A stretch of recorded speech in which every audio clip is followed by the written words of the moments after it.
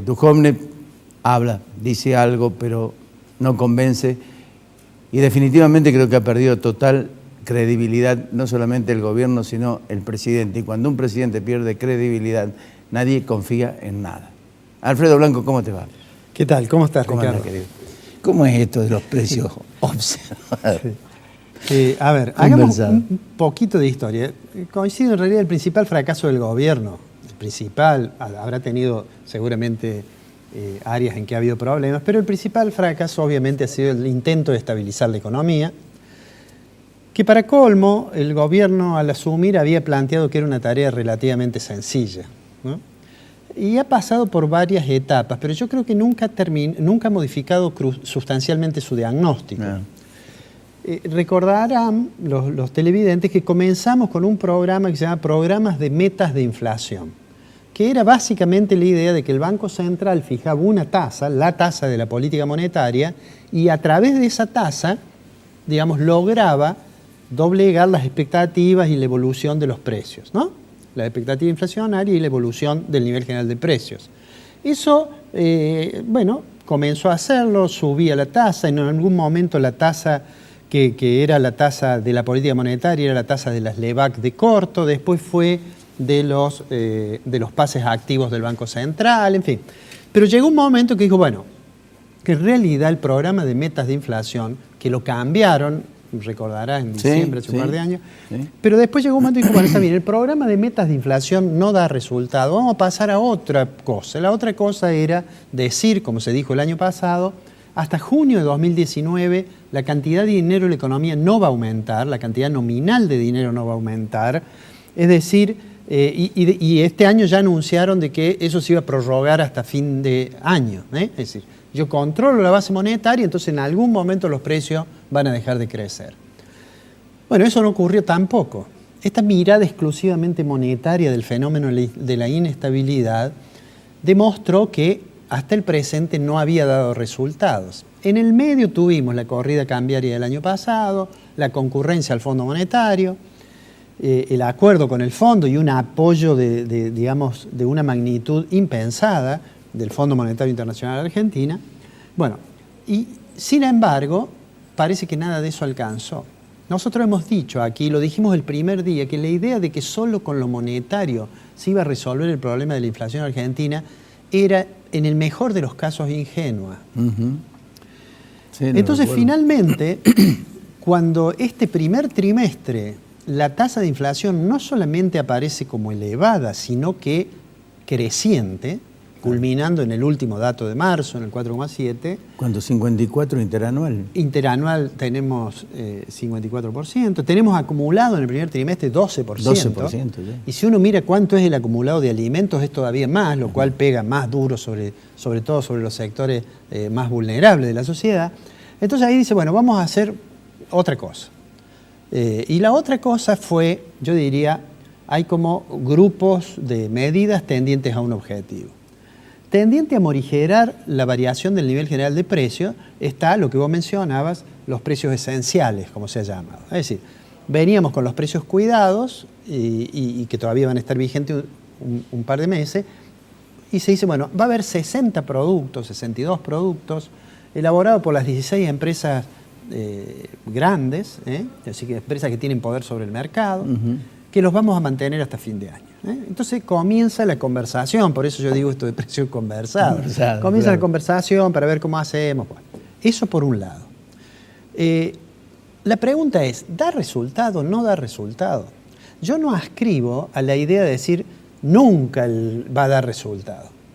Por estas horas escuchamos gente que empezó a estudiar historia para descubrir que un emperador de la dinastía de los Claudios, Diocleciano, dictó un edicto que decía que el que aumentaba los precios le iba a cortar la cabeza. Y entonces escuchamos gente que dice, sin embargo, los precios aumentaron. Bueno, yo no adhiero tanto a eso. Digo, digamos, intentar que los precios no se muevan, por acuerdo, por control, etcétera, puede funcionar un tiempo.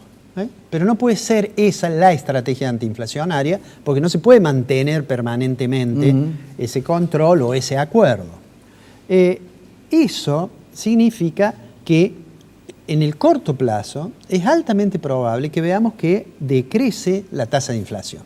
No que desaparece la inflación, sino que el IPC, sí, por supuesto. el IPC nacional muestre una tendencia a reducirse, ¿no es cierto? Un poco. El otro precio crucial de nuestra economía, por la forma en que actúan los agentes económicos, es el tipo de cambio, el dólar. Entonces, ¿qué dijo el gobierno? El gobierno, advertido del nivel de volatilidad que tiene el mercado cambiario, advertido que la idea que muchas veces enunciaron, que era decir, dejemos que el dólar lo fije el mercado, trajo los problemas que trajo. Claro. Entre otras cosas, se llegó al presidente del Banco Central, a dos presidentes del Banco Central. Entonces, dice, bueno, no, lo que vamos a hacer es que la banda de flotación, la banda esa que hemos de intervención, que dice que cuando pase el límite superior vamos a vender, esa banda la vamos a congelar. Y la congelaron en 51 más o menos. Claro, desde el 14 de abril al 31 del 12 va a ser 51 el límite superior. ¿Cómo calcularon eso? ¿Qué hizo el Banco Central para calcular eso? Yo diría, hizo una cuenta sencilla. Se fijó cuánto era el dólar el 1 de enero de 2019. Se fijó cuánto es la inflación esperada por el relevamiento de expectativas de mercado que hace el Banco Central, que le pregunta a un conjunto de investigadores, universidades, qué le parece que va a ocurrir con esto, con aquello, y vio allí que el relevamiento de expectativas de mercado de marzo dice que ese conjunto de analistas espera para 2019 una inflación del 36%. Entonces tomo el tipo de cambio el 1 de enero, lo multiplico por 1,36 y te da 51. Esa es la cuenta. Primera conclusión, el tipo de cambio no se va a trazar si la inflación es 36%. Si la inflación es más, de nuevo vamos a estar con ese problema de atraso cambiario. El gobierno tiene la ventaja que todavía la gran devaluación que hubo no pasó todos los precios. Si uno mira cuánto era el tipo de cambio real en el 17 de diciembre de 2015, que es cuando se unificó el mercado cambiario, y cuánto es ahora el dólar, a principios de este mes, era 14%, en términos reales más alto todavía que en diciembre. O sea, tenemos un tipo de cambio razonablemente alto, digamos, esa expectativa de inflación, esta estrategia, y le faltaba allí al gobierno decir, bueno, pero además tenemos una recesión muy grande. Contra lo que los funcionarios, supongo, le dijeron al presidente de que el primer trimestre de este año se iba a ver la reactivación. Bueno, eso no ocurrió. Nosotros hemos dicho acá muchas veces que esa recuperación va a venir, pero nos parece que falta todavía algunos meses. Los segundos semestres. Hicimos la broma de decir habrá que esperar el segundo semestre y que además va a ser heterogénea, porque hay sectores que se recuperan más rápido, típico los vinculados al sector agropecuario, y otros que demorarán más.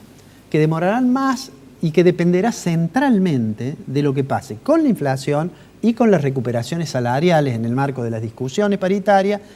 Y entonces el gobierno dice, bueno, le vamos a agregar un poco de combustible al consumo, digamos. Aunque antes decía de que eso no se debía hacer, bueno, tomó la decisión de estimular, de transferir más recursos a los perceptores de la AUH, de darle a los jubilados más un crédito, etcétera. Es decir, para recuperar el nivel de consumo. La economía no se va a recuperar si no se recuperan los niveles de consumo, porque el consumo es más o menos 70% de la demanda agregada de la economía.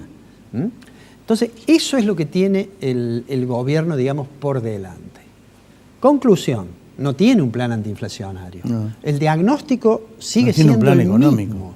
El diagnóstico sigue siendo, si yo logro bajar el déficit fiscal, que aparentemente en eso tendría buenos resultados. Están los datos del primer trimestre que dicen que marzo fue malo, pero que el primer trimestre le da superávit. Sí. Entonces espera a lo mejor cumplir con la meta del déficit primario. A marzo sobrecumplió la meta con el Fondo Monetario. La meta fiscal, claro. Pero en marzo tuvo un déficit de 13.000 y pico de millones de pesos. Pero de todos modos da la impresión de que va a cumplir, si no es 0% el primario, el déficit primario, será 0,2 o 0,3, pero aparentemente eso va a cumplir. Y sigue esperando que eso traiga como consecuencia la posibilidad de que baje la inflación en la Argentina. Mientras tanto, en un año electoral, Ricardo, Yo siempre digo, el capitalismo, por la forma en que se toman las decisiones de manera atomizada, siempre el futuro es incertidumbre, ¿no? Ahora, cuando la incertidumbre es muy grande, enerva las posibilidades de decidir racionalmente. Y estamos en un año en el cual el componente electoral le agrega un ingrediente de incertidumbre. Te hago una pregunta. ¿Estas medidas es desesperación o populismo macrista? No, yo creo que digamos, han tomado medidas, en particular la del acuerdo de precios, es algo que el propio gobierno no tiene mucha convicción de que funcione. O sea, yo creo que es más desesperación, ¿no? Eso me parece que acá no hay una discusión sobre decir, bueno, estas medidas serán de corte keynesiano, de esto. No. Esto es que llegan al ministerio y le hablan por teléfono del INDEC y le dicen, me dio 4,7 y tienen que llevarle el dato al presidente, ¿no? En una época, cuando las comunicaciones no eran tan rápidas, Juan Carlos de Pablo, que es un tipo muy original, dijo, voy a enunciar un teorema que se llama teorema de von Paulus para que sonara más científico. Dijo, mire, cuando la inflación, el número del IPC da bajo, al día siguiente del mes siguiente, en el primer día, la persona del INDEC le lleva al ministro el número. Ahora, cuando el número da muy alto, se demora en ir. Entonces dice, yo podría decir de que la inflación está fuertemente correlacionada con el día que le dan el dato al ministro. Claro. Mientras más pase, porque el dato fue peor. Bueno, yo supongo, no se puede aplicar el teorema de Juan Carlos ahora, pero supongo que lo que ocurre es un poco eso. Dicen, che, la inflación no baja. ¿Dónde están los papers que dicen que con el control monetario baja la inflación? Entonces aparece otro y dice, no, en realidad hay un rezago hasta que se produce el efecto. Bueno, esperemos. Ahora, cuando empieza a pasar el tiempo y tiene la inflación alta, hay pérdida de poder de compra, consecuentemente con ello, y volatilidad cambiaria, dice, bueno, dejemos por un momento los papers y tratemos de que no suban los precios. ¿Cómo hacemos? Llamemos a los jefes de 16 empresas que tienen poder sobre el mercado y tratemos de que nos ayuden a que el IPC en abril no sea más alto que en marzo. Alguna vez dijimos que no pueden 5 tipos opinar sobre economía. Sí. Hace falta uno solo. Y siguen opinando 5 tipos. Yo sigo pensando lo mismo, que es un error. Fíjate que en la conferencia de prensa en la cual estuvo la ministra Stanley, el ministro Duhovne y el ministro Sica, sí, un periodista que me pareció muy agudo le preguntó a Duhovne, bueno, está bien, 6 meses con estos precios, ¿y después qué van a hacer? Y entonces Duhovne vaciló, lo miró a Sica, y Sica dice, bueno, sí, se puede renovar el acuerdo, ¿eh?